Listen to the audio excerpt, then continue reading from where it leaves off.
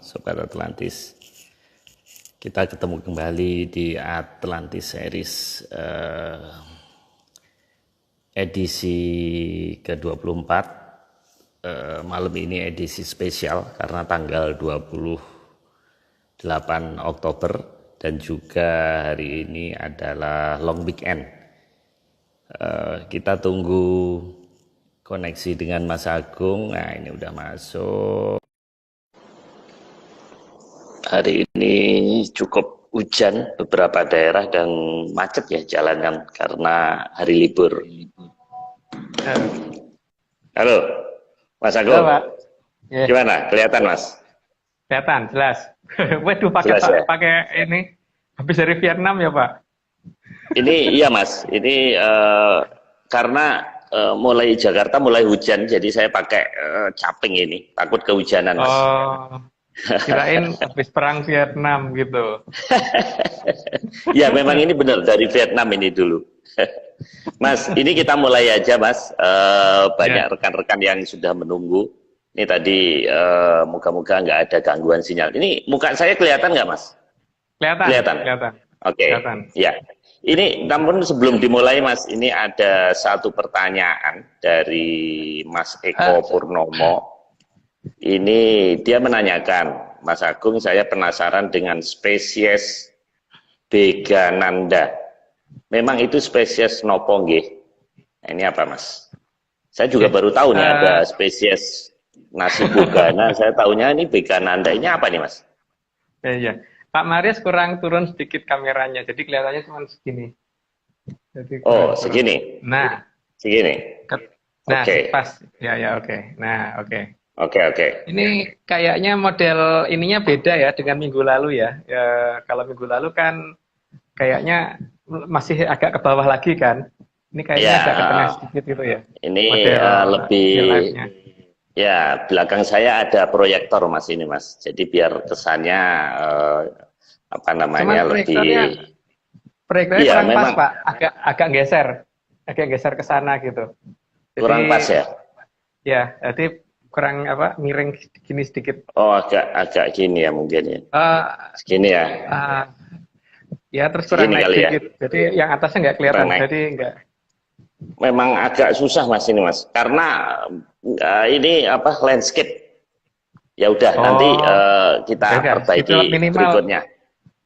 Ya, minimal sudah lumayan kelihatan lah daripada tadi gitu. Oke, Pak Marius. Jadi gini ya.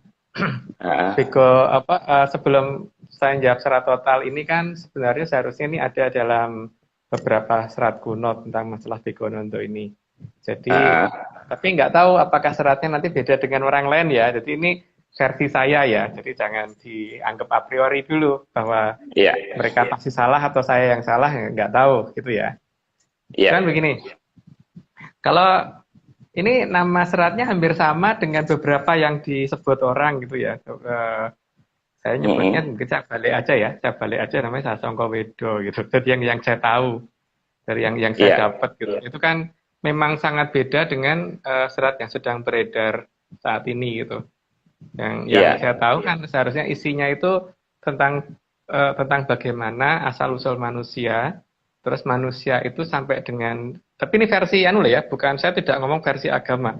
Jadi bagaimana manusia itu tersusun atas apa saja, terus kemudian diurutkan apa saja, terus kemudian nanti di situ akan kelihatan bahwa ada dari yang terendah itu ada masing-masing ada 3, dan 3 itu dikuasai oleh satu. Jadi kalau nyebutnya sih mungkin kalau di dalam ini mongso kolo ya, mangsane kolo gitu. Makanya itu yang harus dikasih makan dan sebagainya itu. Terus kemudian setelah itu nanti ada yang kolo mongsonya. Terus kemudian jadi kalau pada dasarnya kan kalau urutan dari atas ke bawahnya itu kan ini ya, Sukmo Sejati. Terus Sukmo Sejati itu di bawahnya ada Nyowo. Jadi kayak Sukmo Sejati kan warnanya kuning keemasan, terus Nyowo yang warna putih mengkilat, terus setelah itu baru ada Kololodro, Kolonimpuno dulu yang warnanya putih, terus ada Kolowiguno yang warnanya kuning, terus ada kolor angkoro yang warnanya merah, terus ada kolorodro yang warnanya hitam. Itu semuanya mirip dengan kita, cuma beda warna aja sama kita. Terus setelah itu ada 63 di bawahnya. 63 itu terdiri atas tiga yang besar, 3 kali namanya. Nah itu dari 3 ini nanti masing-masing membawai 7 kolo mongso, terus 7 kolo mongso ini membawai 3 mongso kolo gitu Pak.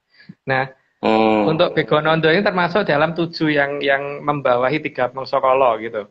Jadi salah satu yang dibawahi dia adalah disebut namanya kemale. Kemale itu adalah bagian dari kita yang berupa daging.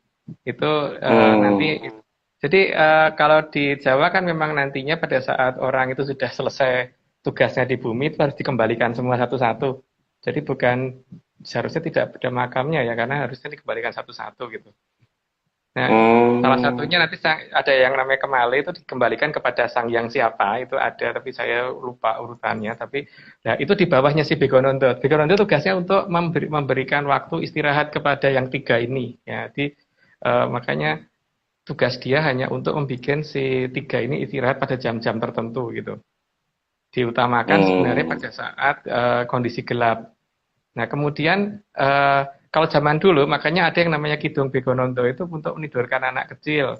Ya mungkin yang agak mendekati, kalau yang di Indonesia itu Nina Bobo gitu kan. Untuk menidurkan orang gitu.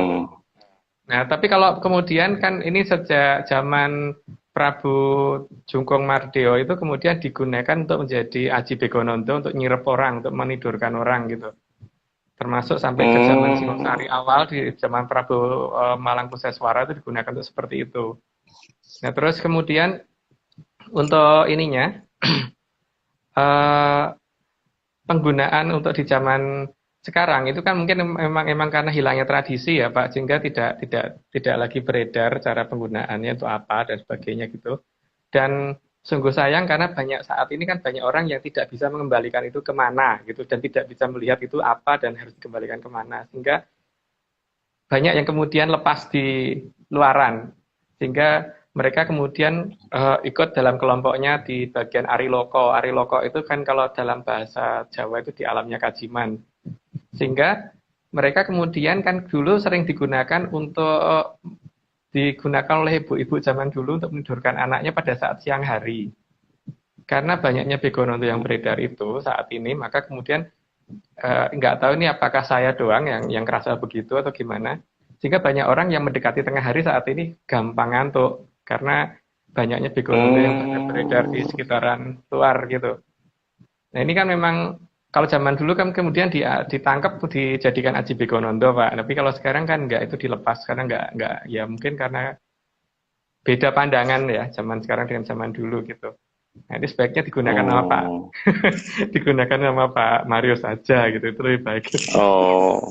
Itu jadi kalau kan bisa buat nyirep Mas, itu berarti buat nyirep demo itu bisa Mas ya?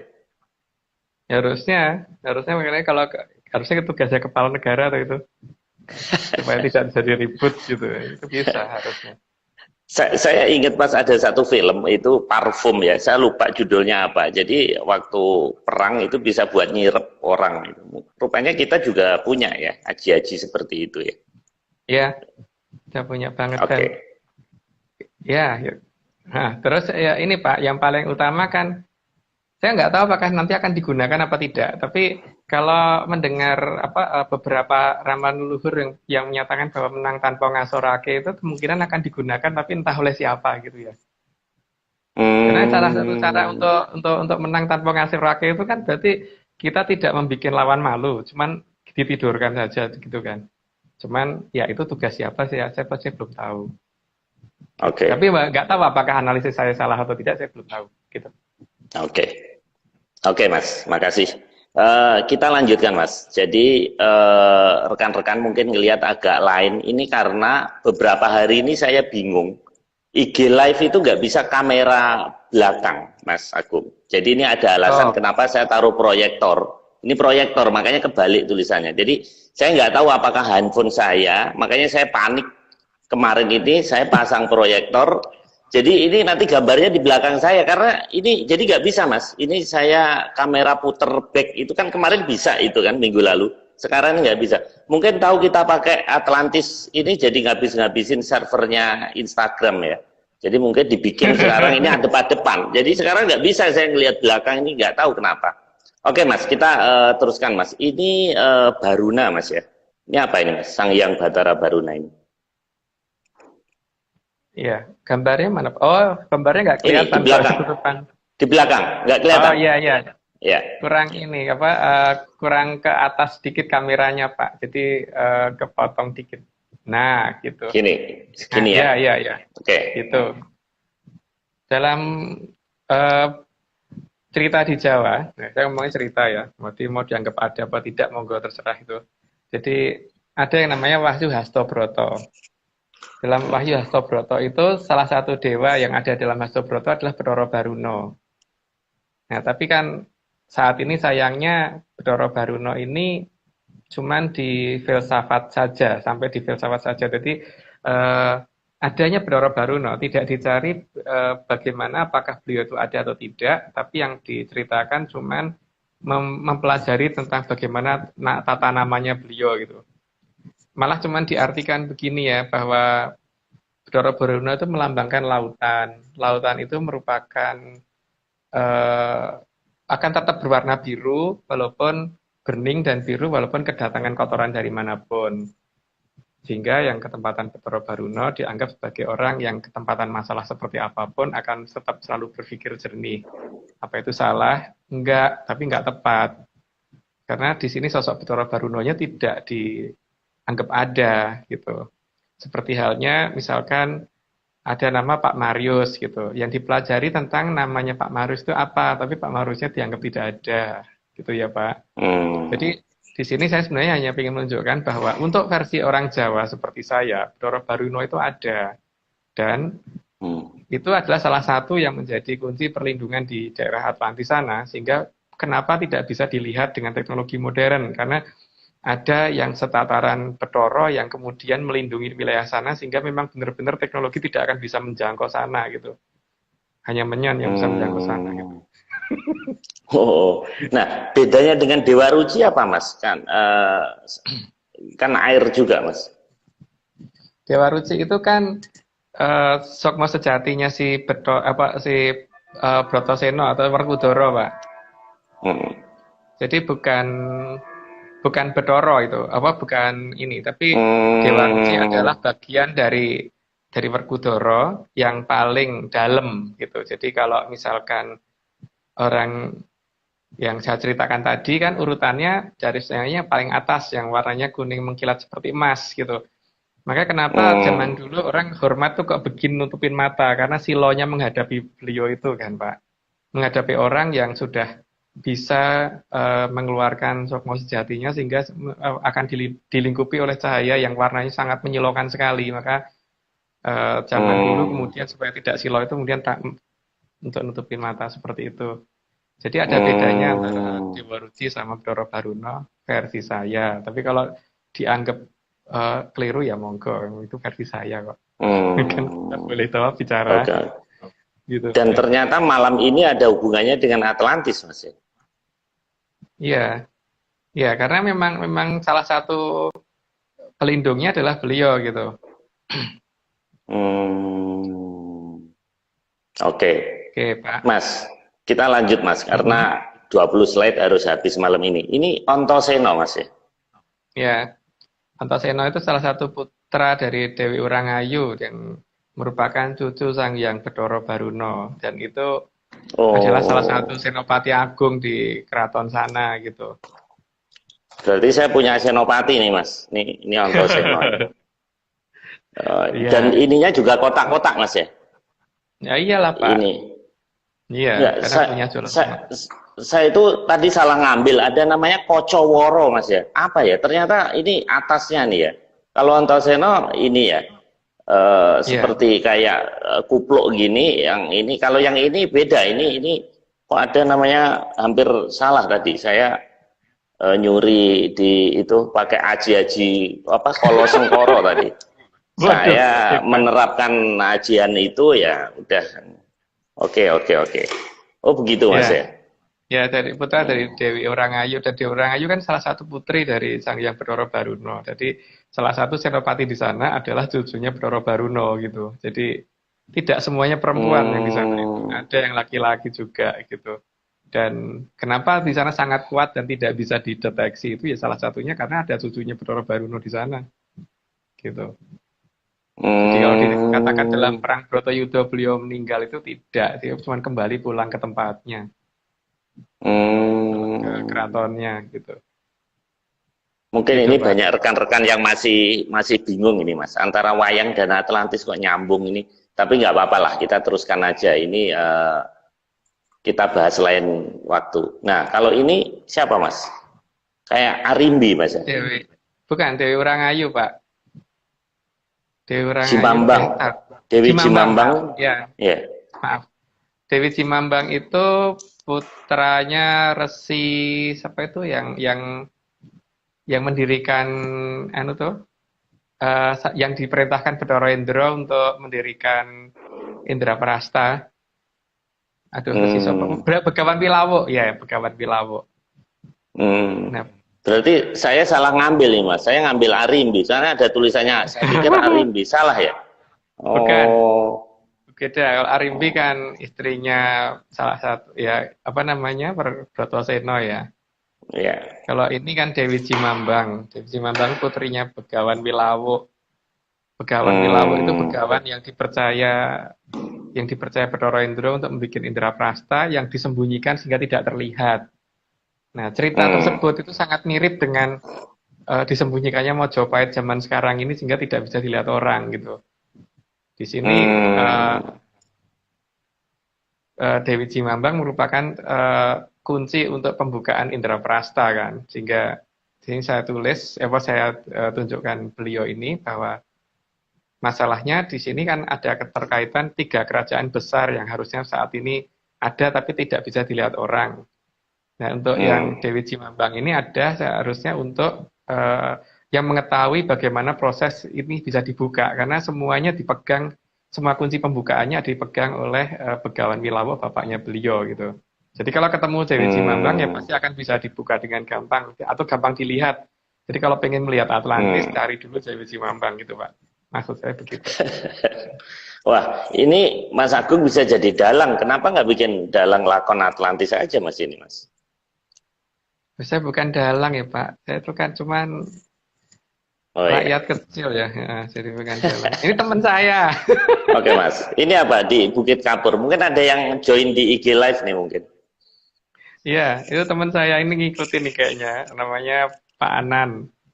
Jadi Bukit Kapur di sini yang saya tunjukkan adalah menunjukkan bahwa cerita zaman dulu bahwa beberapa wilayah ditimbun dengan sengaja itu bisa dilihat dari proses terbentuknya Bukit Kapur tersebut. Karena kalau misalkan itu adalah gerakan dari bawah yang naik ke atas, jadi dasar laut yang naik ke permukaan, itu maka akan mengakibatkan daerah yang kalau atasnya berkapur, maka bawahnya lebih kapur lagi. Tapi di daerah tempat yang berkapur ini, ternyata daerah di sekitarnya sawah yang subur, jadi tidak mengandung kapur. Jadi tidak nyambung antara bukit yang dibentuk berkapur tersebut dengan daerah kaki dari bukit tersebut gitu Pak. Nah, di sini sebenarnya menunjukkan adanya suatu pengalihan perhatian supaya orang cenderung meneliti wilayah yang seperti ini gitu. Jadi wilayah yang dikamuflase sampai tidak terlihat itu supaya tidak dicurigai gitu. Padahal kalau kita lebih teliti aja seperti kemarin waktu pas saya jalan sama beberapa teman itu akan kelihatan sih ada wilayah yang sebenarnya ditutupin dari mulai kecerahan sinarnya dan sebagainya gitu. Nah di sini hanya menunjukkan bahwa segitu kuatnya sana hanya untuk ngeruk dasar laut, kemudian untuk nimbun beberapa wilayah aja tuh dengan gampangnya bisa mereka lakukan gitu loh. Artinya ini mereka tuh ada dan mereka tuh bukan hantu, karena hantu tuh nggak bisa bawa segitu banyak material untuk nimbun kayak gitu. Dan hantu tidak perlu ruang Mas ya, nggak perlu tempat besar. Ini kalau boleh tahu di mana ini Mas? Di selatan Cibubur itu banyak perbukitan kapur, Pak. Jadi ada di daerah di selatan Kelapa Nunggal itu banyak banget. Jadi memang ini sih. Tapi perbukitan kapur kan memanjang di sepanjang pantai selatan Jawa, Pak. Tapi perbukitan kapur yang tidak nyambung dengan tanah bawahnya ya, gitu. Oke, Mas, kita teruskan, Mas. Ini apa, Mas? Pasir angin. Tulisannya kebalik, Pak. Pasir angin. Iya. Karena ini, Mas, pakai proyektor, Mas. Saya belum bisa ngatasin ini. Biarin aja, Mas. Baru kemarin ini kita pasang proyektor. Berarti emang kita harus berlatih membaca terbalik ya, Pak ya. Iya, memang terbalik. Kita semua kan logika kita kebalikan manusia normal semuanya ini, Mas. Iya. Ini apa, Pasir angin itu menunjukkan adanya ini ya, suatu cerita yang di zaman dulu yang menceritakan tentang penutupan kerajaan Dahanapura itu yang ditutup menggunakan pasir dan kerikil dan batu-batu besar untuk menutup supaya kerajaan tersebut nggak kelihatan. Nah, itu ada di cerita di Babat Kediri dan saya pikir tadinya cuma suatu cerita ya, tapi begitu saya menemukan beberapa nama desa yang pakai nama pasir angin, ternyata tidak cuma satu. Berarti memang benar bahwa cerita penutupan kerajaan menggunakan pasir yang dibawa angin, dibawa oleh Nimas Angin-Angin itu memang benar-benar terjadi gitu. Jadi memang ada kerajaan yang disembunyikan itu memang benar-benar ada. Dan di sini kan kita harusnya bisa membedakan antara daerah yang ditutup fisik dan ditutup menggunakan teknologi sehingga tidak bisa terlihat sehingga seolah-olah kayak bangsa halus gitu. Nah, tapi ini kan sebenarnya merupakan suatu kode bahwa ada cara membuka dengan menggunakan ini, tapi cuma mungkin tidak bisa didetailkan, Pak. Yang jelas menggunakan pasir angin. Oh, bisa, Mas, ternyata, Mas. Ini ketemu nih saya googling nih, ternyata. Oh, ini ada nih. Oke. Ini bisa. Kelihatan, Mas? Kelihatan. Kalau sekarang tulisannya benar, Pak. Benar ya? Oke. Ya. Tapi itu di laptop atau di Pak? Laptop. Ini laptop. Jadi tadi saya sambil googling ini nyari. Ternyata dia, jadi format IG sekarang ini, malam ini beda, Mas, dengan minggu lalu. Iya, benar. IG live itu agak beda. Mungkin Atlantis ini jadi ini apa namanya yang membuat insinyurnya Instagram tertantang ini. Oke, Mas, kita terusin, Mas. Jadi penutupan suatu daerah oleh pasir gitu, Mas. Ya. Oke. Kita terusin, Mas ya. Kurang jelas tulisannya, Pak. Saya lupa ya sebagian tuh kadang-kadang. Oh, ini nih apa namanya? Desa Sinar Laut, Mas. Oh ya. Kan dari namanya aja udah aneh ya, desa kok namanya desa Sinar Laut dan di pinggir pantai gitu. Di sana tidak ada, setahu saya tidak ada mercusuar ya. Jadi kalau dikatakan sinar lautan berarti ada sinar dari arah lautan kan.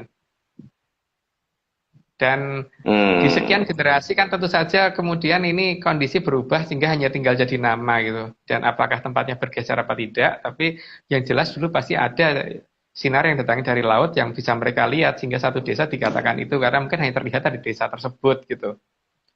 Di sini menunjukkan bahwa memang ada wilayah di selatan yang dulu sempat kelihatan dan sekarang enggak gitu loh, Pak. Dan wilayah tersebut sering kelihatan justru di malam hari karena ada sinar yang kelihatan dari sana gitu. Dan itu juga kadang kelihatan dari Pantai Krakal di Jogja, itu nggak tahu beberapa detik itu sempat kelihatan biar gitu, kelihatan seperti ada di ujung horizon sana ada seperti ini, dan juga di Pantai Apra di selatan Cianjur juga sering kelihatan seperti itu gitu. Cuma memang tidak tiap hari dan memang hanya di saat-saat tertentu kalau mujur ya bisa ngelihat gitu.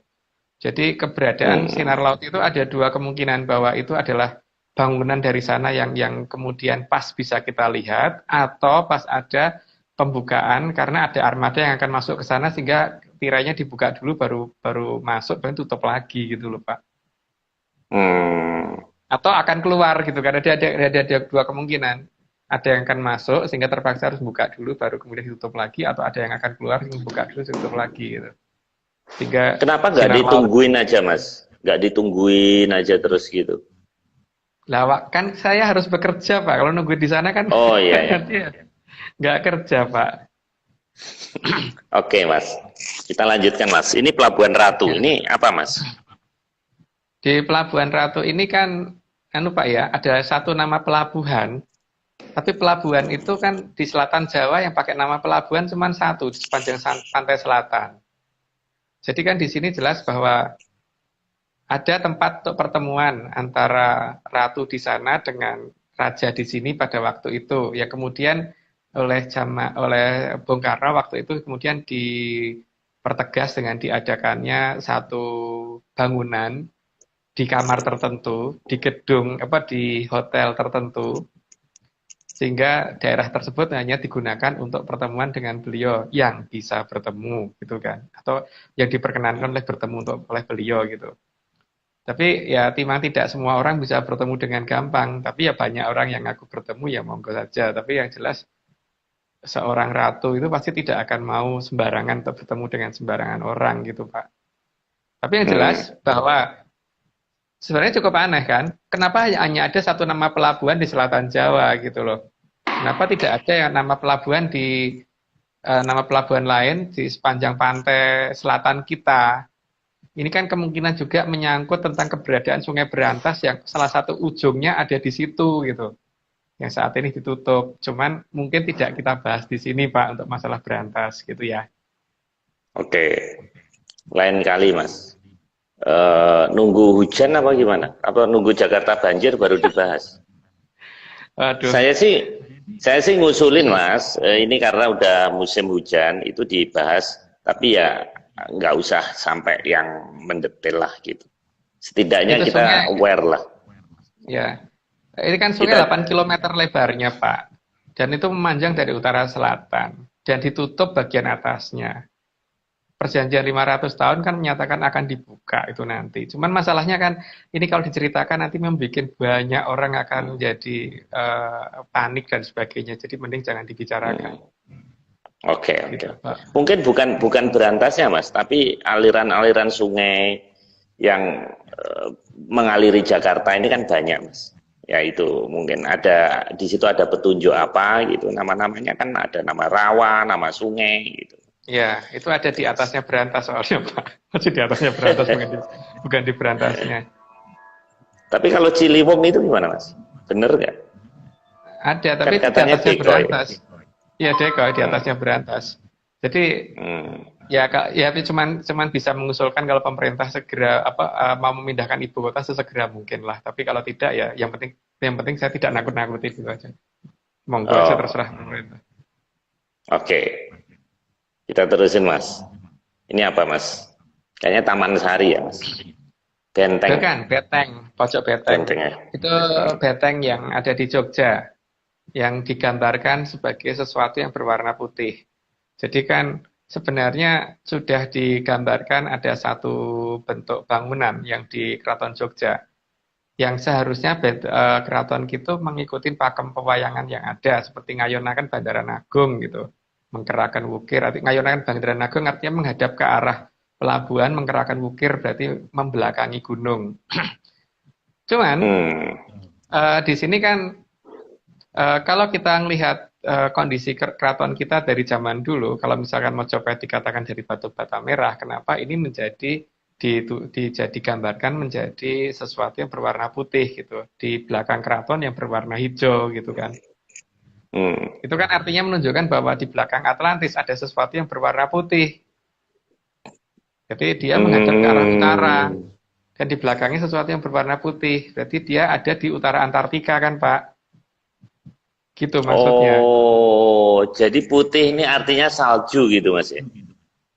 Salju atau es gitu yang ini yang menunjukkan bahwa itu kan pada saat pembangunan keraton itu kan banyak banget dipenuhi dengan suatu hal yang sifatnya kode atau sandi. Dan sandi ini memang tidak gampang dibaca dengan mudah gitu. Cuman ya itu menjelaskan bahwa posisi keraton ada di utara dari wilayah itu gitu kan. Gitu. Dan di utaranya Jadi ada di selatannya keraton masih ada alun-alun, masih ada lautan lagi di selatannya, terus kemudian di selatannya lagi baru ada seperti itu gitu. Makanya kan kalau orang kebablasan sampai Antartika ya nggak nemu, kalau ke utaranya nggak nemu. Tapi memang tidak gampang dicari karena masalahnya memang ya tadi ada perlindungan dari Betoro Baruno dan sebagainya itu yang membuat tidak gampang dilihat gitu. Oke, Mas. Kalau ini gerbang, Mas ya? Ya, gerbang di keraton yang selalu digambarkan kan selalu di bagian, coba salah satu ini gapuranya di zoom Pak, di salah satu gapuranya di bagian atasnya. Di bagian atasnya ya, yang paling penting. Ya, itu kan ada ini, bentuk cempaka kudup ya. Ya, di sini nih. Ya, cempaka kudup bentuknya seperti kembang cempaka yang masih kuncup gitu ya. Kalau orang Jawa ngomongin cempaka kudup itu biasanya seharusnya dikasih warna kuning karena itulah yang menyala terang sekali sehingga membuat daerah belakangnya nggak kelihatan. Jadi pakai untuk menutupi supaya nggak kelihatan gitu. Iya gitu. Ya. Oh, harusnya ini warnanya beda ini Mas ya, bukan putih ya. Menyala ya harusnya apa bersinar. Iya. Makanya kalau dulu kemudian ada lampu di atasnya gitu harusnya ya. Tapi ya sekarang mungkin berbeda lagi. Tapi yang jelas ini ada Mas lampu tapi di sini nih ada nih lampu tapi lampu jalan. Ya. Dan itu kan nggak cuma satu kan, di belakangnya masih ada lagi tuh gapura. Masih. Kelihatannya memang Mas Agungnya harus jadi konsultannya ini keraton nih kelihatannya. Lah ya enggak lah Pak. Kalau jadi konsulnya keraton kan kasihan keratonnya, maksud dia diberitahu sama orang penggemar menyan kan lucu. Mereka kan sudah percaya dengan pakar kan. Sebetulnya saya juga nggak suka loh karirnya Mas Agung bagus. Soalnya kalau nanti sibuk nanti nggak mungkin tiap Rabu malam ngobrol di sini kan. Jadi ya udah begini aja Mas, nggak usah tinggi. Saya takutnya Mas Agung setelah IG live ini direkrut oleh apa gitu kan. Gitu. Oke Mas, kita terusin Mas. Ini seperti pasukan apa ini marinir ya. Ya. Jadi pada dasarnya begini Pak ya. Di peradaban kita saja, itu kalau ada orang menggunakan pakaiannya tentara, itu pasti akan ditangkap oleh POM, karena seragam tentara itu tidak boleh digunakan oleh masyarakat biasa, gitu kan. Di sini sebenarnya saya itu hanya ingin menjawab beberapa orang, kenapa kok orang nggak boleh pakai pakaian hijau-hijau di Laut Selatan. Karena itu adalah seragam mereka, gitu. Itu adalah seragam mereka, dan orang menggunakan seragamnya pasukan sana, terus kemudian berdiri di atas, menghadap ke arah sana, gitu kan. Ya pasti tergantung dari yang jaga juga. Kalau yang jaga pas yang kejam ya diambil, tapi kalau yang jaga pas yang punya perasaan yang cukup baik ya mungkin cuman dimimpiin atau dikasih peringatan, atau ya cuman dibikin mundur, misalkan didatangkan ombak besar gitu supaya dia mundur, jangan mendekat ke arah laut gitu kan. Tapi ya ada beberapa yang tidak sesabar itu kan Pak, pasti tidak sesabar. Ada banyak yang tidak. Di kalangan kita saja kan kadang-kadang kalau ada orang pakai seragam militer ada dua kemungkinan kan, ditangkap atau hanya disuruh melepas pakaiannya, atau ya sudah kamu pulang aja tapi jangan dipakai lagi, ada yang begitu juga kan. Itu berlaku juga di mereka, cuman di sini kan kita selalu menganggap bahwa mereka itu nggak ada, terus kemudian ada beberapa orang yang mungkin dengan sengaja itu menantang pakai warna hijau, terutama hijau pupus.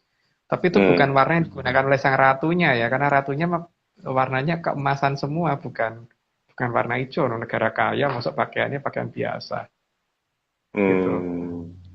Masuk akal sih Mas. Masuk akal sih. Misalnya kita lewat depan ini istana, terus kita pakai pakaian tentara, terus di situ cengengesan, pasti ditangkap ya. Ya pasti. Iya benar juga. Tapi kan tetap tergantung dari si penjaga juga kan Pak. Kadang-kadang penjaga itu juga punya rasa kasihan juga kan. Paling kadang-kadang cuma diingatkan, kamu balik aja sana, tapi jangan dipakai lagi gitu. Atau udah ini kamu ganti pakaian ini, terus kemudian kamu pulang, ada yang begitu kan. Tapi ada juga yang kamu kurang ajar ya langsung tangkap gitu kan. Ada yang begitu kan. Jadi tidak semua penjaga itu akan melakukan hal yang sama walaupun sudah ada protap mereka gitu, sudah ada petunjuk, tugas mereka itu sudah ada, tapi tidak semuanya kan tega untuk melakukan hal-hal yang langsung seperti itu gitu. Tapi kalau terus-terusan orang itu ke situ dan seperti itu lagi merasa ini ya pasti diambil. Gitu. Iya. Ini bagus ini penjelasan bagus. Saya juga nggak kepikir ya. Jadi manusia itu memang egois ya. Dikasih berpuluh-puluh warna, cuman satu aja. Oke. Ini bagus nih penjelasan ini. Tolong dicatat di episode 24 ini. Oke Mas, kita terusan Mas. Ini Aji Pedut ya. Iya. Aji Pedut Segoro itu digunakan untuk menutupi suatu wilayah dengan menggunakan kabut ketika mereka akan lewat. Jadi kalau di laut kadang-kadang kan ada kabut tebal, itu kondisi itu biasanya ketika mereka lewat. Jadi ketika supaya tidak terlihat oleh nelayan atau apa gitu. Nah, itu juga terjadi di daratan kadang-kadang seperti itu Pak. Misalkan ada angin besar lewat gitu. Kalau kita perhatikan kadang-kadang ada bentuk-bentuk di belakang itu yang kayak transparan itu ikut lewat. Tapi ya itu harus cermat memperhatikan ininya. Nah kalau cermat memperhatikannya biasanya bentuknya nggak jauh-jauh dari bentuk kayak piring yang sedang terbang gitu. Cuman ada kayak siluet gitu loh, bentuk ya kayak piring yang transparan gitu lewat kita bersamaan dengan angin gede biasanya seperti itu. Itu di lautan juga sering seperti itu. Jadi kalau dikatakan badai itu dikatakan bahwa terjadi karena perubahan tekanan lah ini enggak, tapi enggak. Karena kalau saya pernah mencoba ya, jadi di suatu akuarium itu saya taruh es batu 5 sama satu tempat yang saya isi dengan logam logam cair yang saya masukkan ke dalam satu pot yang saya taruh penyangganya supaya tidak memecahkan kaca yang ada di dalam situ gitu. Kalau perbedaan suhu udara dan tekanan itu bisa membuat angin ribut, sedangkan perubahan suhunya itu cuman tidak nyampe 100 derajat. Ini logam ini kan pada saat memanas dia suhunya pasti di atas 100 derajat jauh kan Pak, karena logam cair. Terus es batu itu kan 0 derajat. Nah seharusnya dalam akuarium saya ada angin ribut dong, itu kan nggak terbentuk. Artinya kan posisi itu terbentuk seperti itu bukan alami. Seharusnya saya tidak setuju dengan beberapa cerita BMKG yang karena ada tekanan ini, tekanan itu sehingga terbentuk angin segini, angin itu enggak yakin. Jadi silahkan dicoba, nanti kan nggak terbukti. Jadi ternyata angin itu bukan karena perbedaan tekanan udara gitu, Mas? Iya, bukan. Makanya kan banyak ramalan cuaca yang kalau jujur aja yang meleset ya. Tapi paling tidak gini lah Pak. Silakan dicoba sendiri. Kita coba kalau misalkan perbedaan suhu di laut sekian, di daratan sekian, maka akan terjadi angin ini gitu. Kita coba ini kalau misalkan perbedaannya lebih tinggi gitu, es batu ditaruh di dekat logam cair di dalam suatu ruangan tertutup. Harusnya ada angin dong yang terbentuk. Enggak kok. Bisa dicoba tuh Pak Marius, atau mungkin ada orang-orang yang di IG sini yang mau nyoba, monggo. Jadi apakah benar perbedaan temperatur dan tekanan itu bisa menyebabkan angin segitu besarnya? Enggak. Dan nanti bisa dikontrol Mas ya sebenarnya ya. Kayak tekanan udara semuanya nanti dengan teknologi bisa dikontrol ya. Iya, nah, tapi yang jelas gini loh Pak. Di beberapa tempat lapangan golf, Pak Marius kan sering main golf ya, pasti ngerti persis bahwa di sana pasti ada yang namanya pawang hujan, gitu kan. Dan ketika hujan gede seperti apapun, daerah lapangan golf itu kalau masih ada yang main, nggak akan hujan. Gitu kan Pak? Jadi kalau teori tentang tekanan udara ini benar, maka seharusnya walaupun ada pawang hujan, tetap hujan. Tapi kenyataannya kan nggak. Daerah tertentu bisa diamankan oleh si pawang. Ini nggak bisa, nggak logis penjelasan dari teori seperti itu gitu loh. Kalau berdasarkan tekanan udara begini maka enggak. Karena berarti minyan berfungsi dan bisa menggagalkan itu semua kan. Iya. Sama Mas, di tambang itu Mas Agung kan juga di perminyakan kan. Itu musuh terbesar itu adalah hujan. Karena pada saat hujan itu kan jadi kubangan, itu kan pit itu kan jadi terisi air kan. Nah itu kan harus dipompa. Nah dipompa itu mahal sekali dan akhirnya produktivitas rendah, overburden tinggi, kalori juga berpengaruh nanti kena air itu. Nah akhirnya kita lebih seneng ngundang pawang gitu, karena daripada bayar pompa mendingan beli menyan kan gitu. Nah berarti kan itu bisa diatur kan ya sebenarnya. Iya. Ya, tapi problemnya kan saat ini kan kenapa itu nggak masuk kurikulum nasional gitu? Bagaimana justru kita mempercayakan pada teori Barat bahwa terbentuknya angin hujan itu seperti ini gitu. Akibatnya seolah-olah itu tidak terkendali gitu kan. Tapi kenyataannya di lapangan nggak seperti itu gitu kan. Kenyataannya lapangan golf, beberapa tempat penambangan itu bisa disingkirkan dengan cara-cara seperti itu. Jadi kan ini teori nggak bener. Mas, terus kalau ada orang kawinan tuh saya inget tuh dulu waktu kecil itu kan dia buang supaya nggak hujan, buang apa itu cincin yang dia sukain itu, dia ini itu nadar gitu kan gitu. Itu jadi sebenarnya dia tuh pakai jin atau pakai apa sih Mas? Dukun-dukun ini Mas? Ya gini Pak. Di zaman ketika Mojopahit dulu dan beberapa kerajaan di bawah Mojopahit itu kan memang sudah ada perjanjian dengan penguasa alam yang diterangkan dalam Hastobroto tadi. Jadi Hastobroto itu kan ada Betoro Bayu, ada Betoro Endro. Betoro Endro kan yang ngatur hujan.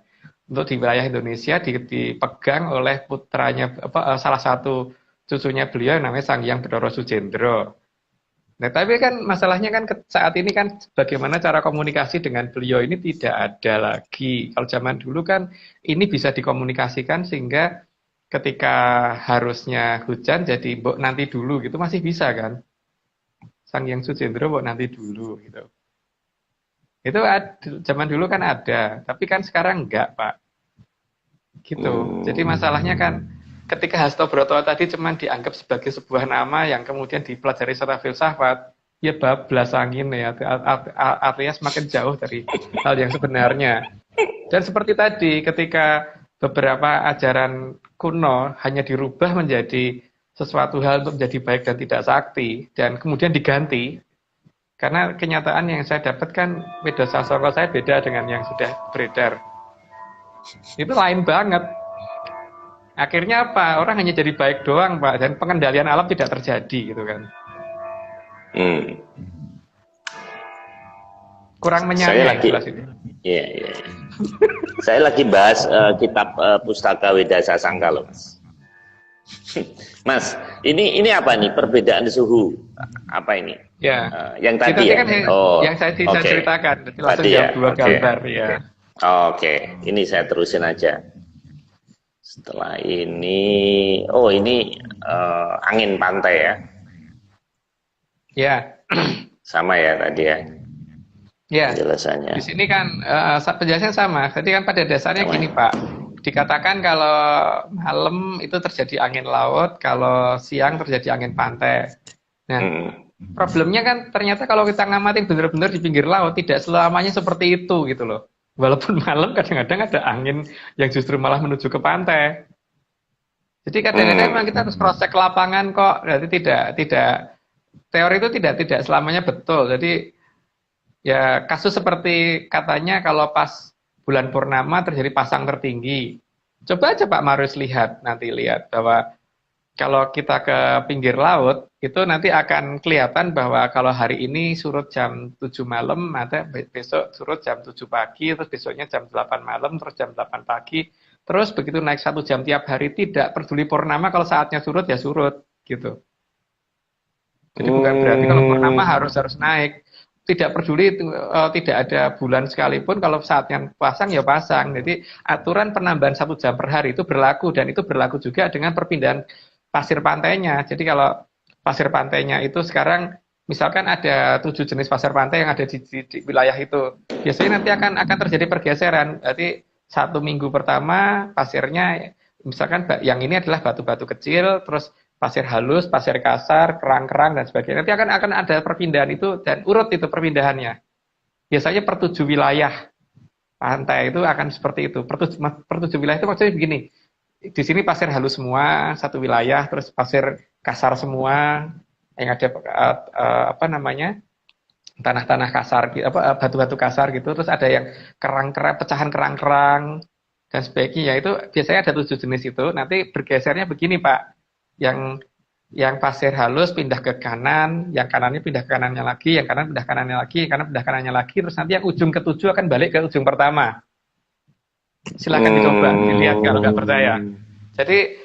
Jadi itu apaan gitu loh. Kalau misalkan itu terjadi karena peristiwa alam, itu kan nggak mungkin ya. Karena kalau alam itu kan tidak ada aturan-aturan seperti itu gitu. Tapi ini ada. Kalau kita ngamatin di pinggir pantai nanti akan kelihatan benar bahwa, makanya Pak Marus coba deh, kadang-kadang kalau kita ke Laut Selatan, kadang-kadang pasir ini kan biasa dulu halus. Loh kok saya datang kok tiba-tiba banyak kerang di sini. Terus tapi datang lagi kok tiba-tiba batu-batu kecil gitu, kerikil-kerikil gitu. Itu ada aturan itu gitu di pantai selatan kita, dan itu per wilayah hampir semuanya sama seperti itu. Nah itu menandakan apa Mas itu Mas? Artinya ada suatu pembukaan wilayah atau apa Mas? Bukan, jadi menandakan bahwa mereka kan juga ngasih tahu bahwa ini nggak alami, berarti kan ini tergantung pada safe jaganya siapa gitu kan. Yang jaganya ini saya lebih suka pasirnya ini gitu kan. Jadi gitu, jadi bukan karena terbawa angin sehingga berubah ini gitu. Terbawa angin terus kemudian berubah terkena abrasi terus kemudian pasirnya ganti yang ini gitu. Tapi aturan ini masalahnya berlaku.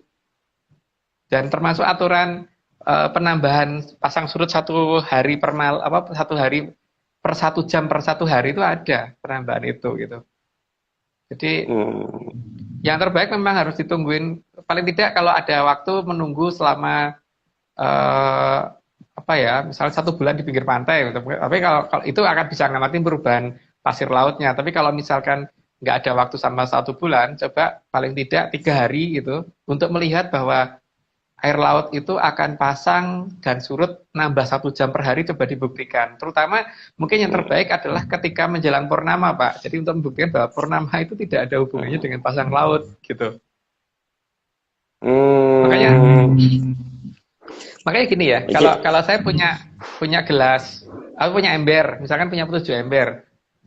7 ember ini kita isi air penuh. Nah, ada air biasa, ada air got, air laut, air apa gitu, masing-masing untuk membedakan ya. Terus kita taruh di luar halaman. Kalau memang ada gravitasi bulan ketika pas bulan purnama menarik itu, maka harusnya ember tadi, karena kita isinya pas tepat permukaan, maka harusnya kan airnya pada tumpah toh Pak. Kalau ada gravitasi, kalau cerita itu betul. Tapi kalau cerita itu nggak betul, maka tidak akan ada yang tumpah sama sekali. Artinya tidak ada pengaruh gravitasi bulan terhadap air laut. Jadi air laut bisa naik bisa turun tergantung dari yang punya wilayah, bukan tergantung gravitasi bulan. Oh, jadi Mas Agung mau bilang itu ternyata. Atau bulannya yang decoy Mas, bukan bulan beneran. Ya enggak Pak. Tapi memang tergantung yang punya wilayah. Kalau pengen waktu ada bulan tapi pengen nggak ada air pasang, ya tetap aja nggak pasang. Gitu. Oke.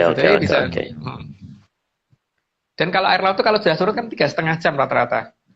Paling surutnya itu 3,5 jam biasanya. Jadi itu bisa dilihat ketika pas purnama itu ada nggak fase seperti itu. Kalau ada ya berarti bulan itu ngapain? Ada gravitasi yang mengganggu. Itu hanya di Laut Selatan atau di setiap laut Pak? Di setiap laut. Jadi waktu pas saya keluar negeri waktu itu juga terjadi seperti itu, kok saya ngamatin. Jadi tidak ada pengaruhnya gravitasi bulan, nggak ada sama sekali. Saya pernah ngamatin dari Singapura sama Korea waktu itu nggak ada efek seperti itu. Yang diceritakan bahwa kalau purnama pasti airnya naik, enggak. Kalau pas surut ya surut gitu. Walaupun di atas ada bulan lagi bunder-bundernya gitu. Monggo diperhatikan dan silahkan dibuktikan sendiri kalau itu. Mumpung bentar lagi ini purnama loh Pak. bentar lagi mungkin karena purnama sekarang ini kan sekitar kadang 3 kadang 4 hari ya, itu lucu sebenarnya. Jadi 3 kadang 4 hari. Jadi untuk mengamati perubahan air laut itu bisa diamati dalam waktu sekian hari itu. Ini mungkin antara 2-3 hari lagi sudah mulai purnama itu. Jadi monggo, malah bagus kalau banyak yang mengamati dan kemudian silahkan dibuktikan bahwa memang pas purnama itu memang iya air laut naik terus gitu. Kan nanti bisa dilihat pada saat-saatnya surut ya surut, tapi kalau saatnya pas naik ya naik, tapi tidak terpengaruh dengan bulan purnama. Nanti bulannya mau gede kayak mau bunder kayak mau separuh mau nggak ada, mau bulannya segi 8 nggak ada pengaruhnya. Oke Mas, ini kita terusin Mas. Ini badai laut ya? Ya. Kalau misalkan itu karena masalah tekanan udara dan sebagainya, maka bentuknya kan harusnya nggak seperti itu, Pak. Seharusnya bentuknya bukan bunder. Karena tekanan udara itu kan pasti harusnya seragam di satu wilayah yang agak memanjang gitu kan. Persamaan tekanan udara. Nggak mungkin tekanan udara kok hanya satu titik yang ekstrim tingginya, terus kemudian sehingga sampai bentuk seperti itu gitu. Nah kalau di Jawa kan rangkanya nggak seperti itu ya, karena memang di situ sedang jadi ya mungkin tidak usah dibahas secara detail deh, tapi yang jelas gini, kalau secara unsur teknologi, berarti kan seharusnya ketika matahari bersinar ataupun matahari sudah tenggelam, tapi paling tidak ketika bersinar terjadi perubahan temperatur dari suhu, itu kan pasti ada di daerah yang memanjang. Jadi bukan dari tiba-tiba panasnya kayak pakai ini Pak kaca pembesar gitu. Jadi cuma satu wilayah itu aja gitu kan enggak kan? Atau daerah yang tekanannya tinggi atau daerah yang temperaturnya rendah cuma satu wilayah itu aja gitu kayak difokuskan gitu kan enggak pernah ada itu. Sehingga seharusnya kan pembentukan badai tidak seperti itu. Nah, satu-satunya kan ini sedang ada aktivitas di sana untuk apa entah itu mereka sedang menguji sesuatu atau sedang ini ya ada yang sedang mereka lakukan sehingga efek yang kita lihat hanya bisa menjadi seperti itu gitu. Tapi angin lesus atau tornado itu kan memang seperti kayak itu Mas, yang dulu waktu kecil kita suka diteriakin pakai lagu itu kan memang bentuknya seperti itu Mas. Iya, tapi menerangkan bahwa kok cuma satu titik yang seperti itu gimana Pak Ayo? Kan yang namanya perbedaan temperatur dan perbedaan tekanan itu memanjang bentuknya, bukan menjadi satu titik kan. Itu kan artinya ada yang bawa. Ada yang bawa. Dan kalau diamati dengan benar, seperti yang kasus di mana itu badai itu ternyata waktu kita diikuti dengan kamera kan ada satu bentuk aneh yang ketika dia membesar ada yang bawa itu gitu. Dan ketika hilang itu juga ada yang kelihatan terbang kemudian menghilang dari situ. Cuman masalahnya kan saat ini teori tentang angin ini seperti yang beredar saat ini yang di meteorologi geofisika ya. Jadi sehingga akhirnya ini membuat makin tidak terlihatnya kerajaan Atlantis karena teori yang berkembang di kita itu membuat mereka jadi dianggap tidak ada gitu kan. Walaupun mereka menggunakan hal-hal yang seharusnya bisa kita lihat dan itu ada gitu. Memang saya pernah diskusi Mas dengan beberapa kapten kapal laut ya dan pilot. Jadi memang mereka kalau terbang atau di atas laut itu banyak kejadian-kejadian aneh ya, yang bahkan mereka sudah hafal di titik-titik tertentu. Mereka ya berdoa lah kasarnya gitulah gitu di daerah tertentu, koordinat tertentu, tidak melakukan hal-hal yang aneh-aneh gitu ya. Sejauh ini begitu sih gitu aja gitu. Bahkan kalau di kitab suci Islam itu Mas, jin itu malah letaknya itu di laut malah gitu, tapi kan kita nggak bahas itu Mas. Oke Mas, ini pasang surut tadi ya sudah kita bahas ya tadi sudah. Oke, ini udah. Kemudian berikutnya ini bulan ya tadi ya. Tadi sudah. Oke. Atau mau dianu lagi? Nggak usah Mas, nggak usah. Kita terusin aja. Ini ada apa ini Mas? Bedoyo ya? Bedoyo Ketawang. Yang dulu pernah kita bahas itu loh Pak, bahwa kedekatan kita dengan sana itu di zaman kerajaan Mataram dan sebelum Mataram itu ditunjukkan dengan keakraban seperti ini, bahwa dari sana tuh ngirim utusan untuk nari di depan raja-raja kita dan gitu, dan dari kita diundang untuk berkunjung ke sana gitu kan. Tapi saat ini kan nggak tahu gimana tiba-tiba tradisi itu hilang mendadak gitu, sehingga Bedoyo Ketawang yang harusnya ada penambahan jumlah penari dari sana itu jadi mungkin sekarang enggak, atau mungkin masih ada tapi cuma saya nggak tahu. Teman yang saya tahu kayaknya sekarang sudah enggak gitu. Begitu juga untuk yang diundang ke sana gitu. Ya, yang saya tahu harusnya masih ada yang diundang ke sana, tapi nggak tahu kenapa untuk, ya saya nggak ngerti. Apakah Keraton Solo atau Jogja masih melakukan itu? Ya, saya nggak ngerti ya. Katanya penarinya ada satu yang nggak setiap orang bisa ngelihat gitu Mas. Ada tambahan satu. Gitu. Ada tambahan satu ya seharusnya, dan itu biasanya kerekam kamera kok Pak. Jadi ada yang aneh satu, jumlahnya kok bertambah satu gitu. Cuman biasanya nggak ketahuan yang mana walaupun sudah kerekam kamera gitu. Jadi ini sebenarnya kan utusan dari sana itu real, itu manusia gitu. Kalau bukan manusia ya nggak akan bisa kelihatan seperti itu gitu. Sebenarnya bukan masalah nggak bisa kelihatan sama tamu yang lain, cuman masalahnya nggak ngeh aja yang mana gitu loh Pak. Dan biasanya orang ngelihat tari itu lupa kalau mau menghitung jumlah penarinya berapa. Jadi sebelum pada saat awal penarinya berapa, yang mendaftarkan berapa, terus kemudian pas nari ada berapa orang, terus nambahnya kapan, itu kan juga tidak di keseluruhan tari, hanya di beberapa menit tertentu saja kan. Terus setelah selesai tinggal berapa orang gitu. Dan itu tariannya lambat sekali Mas ya? Pelan gitu ya? Pelan, sangat lambat, sehingga seharusnya sangat kelihatan. Cuman ya itu lucunya, yang bisa melihat juga nggak banyak gitu kan. Itu hebatnya mereka. Dan memang syaratnya memang istana harus bisa menarikan itu sih. Mas, ini tinggal 1 menit. Saya mau tanya, saya dengar bocoran katanya melakukan riset lagi ya kemarin, melakukan penelitian ya. Iya. Kira-kira mau ada sesuatu atau apa Mas? Atau rutin? Akan rutin ke tempat itu Pak, karena ketika pemerintah pengen memindahkan ibu kota itu memang ya sebaiknya segera mungkin. Tapi kan kalau pemerintah kan tadinya pengen memindahkannya kan ke Kalimantan. Lucu ya, namanya bekas kali ya, Kalimantan. Cuman kalau saya kan memang karena khawatir berantas ini terbuka, maka saya mencoba untuk mendatangi Mojopahit, bagaimana kalau bisa nggak sih kalau ibu kota yang masih ada ini dibuka lagi gitu kan. Cuman masalahnya kan masalahnya ya mungkin itu tidak semudah yang saya mau ya, karena mereka kan juga punya pertimbangan sendiri. Tapi paling tidak posisinya di sini gitu. Yang penting itu ketemu dulu Pak. Bahwa ada yang namanya kota tandingan, dan kota tandingan tidak yang seperti yang diceritakan oleh masyarakat gitu.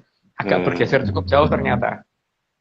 Itu yang memang legendanya kota tandingan kan akan besok ibu kota akan pindah ke sana.